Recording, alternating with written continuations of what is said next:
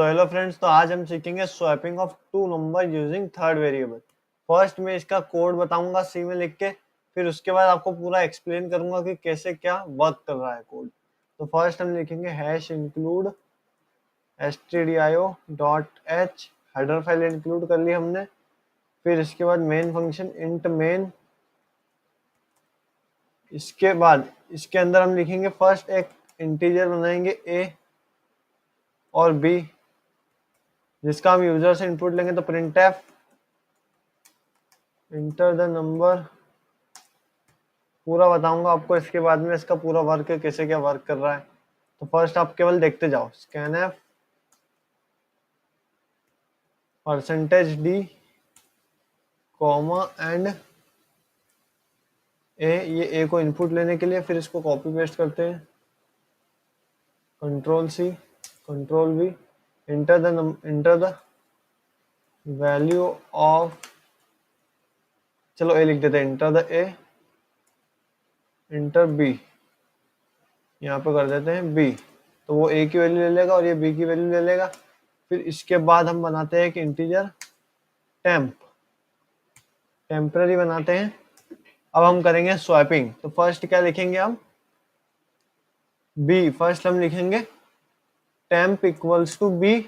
B की value हमने temp में डाल दी, बी की वैल्यू हमने टेम्प में डाल दी।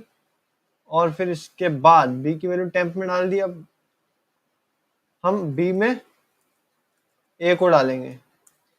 फिर इसके बाद बी में ए को डाल दिया, पहले टेम्प को बी में डाल दिया, बी को ए में डाल दिया, और फिर ए में टेम्प को डाल दिया। इसके बाद हम प्रिंट कराएंगे। तो printf percentage d comma printf percentage d comma a, और फिर एक और कराएंगे printf हम control C control V B, यहाँ पर बी प्रिंट करा देंगे। यहाँ पर एक इंटर दे देते हैं बैकस्लैश n। तो हमारा कोड हो गया है रेडी। अब इसको रन करके देखते हैं। अब इसको रन करके देखते हैं हम वर्क कर रहा है या फिर नहीं। तो फर्स्ट हम ए की वैल्यू देंगे। ए की वैल्यू जैसे हमने 2 दे दी और बी की वैल्यू 4 दे दी। तो होना क्या चाहिए, बी में 2 आ जाना चाहिए और ए में 4 चले जाना चाहिए। फर्स्ट में लिख देता हूँ आपको क्लियर करने के लिए। printf फर्स्ट हम वैल्यू ऑफ ए यहाँ पर प्रिंट होगी और वैल्यू ऑफ बी यहाँ पर प्रिंट होगी। फर्स्ट हमने 2 दे दी और 4 दे दी, चलो 5 दे देते हैं।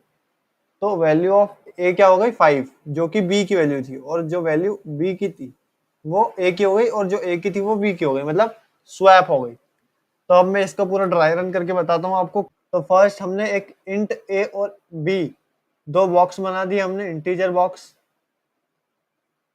एक ए है और एक बी है।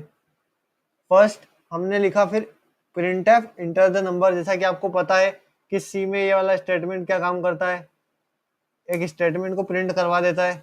तो इंटर द ए ये लिखा हुआ आ जाएगा। फिर scanf percentage d comma and a, मतलब ए की वैल्यू यूजर से लो, और फिर printf इससे प्रिंट हो जाएगा। फिर बी की वैल्यू यूजर से लो। फिर हमने एक टेम्प नाम का बॉक्स बना दिया, टेम्प नाम का बॉक्स बना दिया। अब जैसे कि इसका मतलब है ए की वैल्यू यूजर से लो। तो हमने इसमें मान लो हमने दे दी 2, और इसमें हमने बी की वैल्यू दे दी, फिर बी की वैल्यू लो, फिर बी की वैल्यू हमने दे दी 4। और टेम्प एक बॉक्स बना दिया हमने, टेम्प बॉक्स बना दिया। फिर टेम्प, फिर क्या हुआ, टेम्प इक्वल्स टू बी, मतलब टेम्प में बी की वैल्यू डाल दो, तो यहाँ पर 4 आ गया। और फिर बी में ए की वैल्यू डाल दो, बी में ए की डाल दो, तो ये कट के 2 हो जाएगा। तो क्या हो गया, बी में 2 आ गया, बी में क्या आ गया 2 आ गया।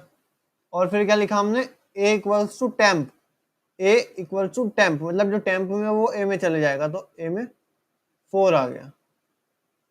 तो हमारा इनडायरेक्टली क्या हो गया, जो बी में था वो ए में आ गया और जो ए में था वो बी में आ गया। तो इस तरीके से हमारा कोड पूरा रन होता है। Thank you. अगर चैनल पे नए हो तो सब्सक्राइब कर देना और वीडियो को लाइक भी कर देना।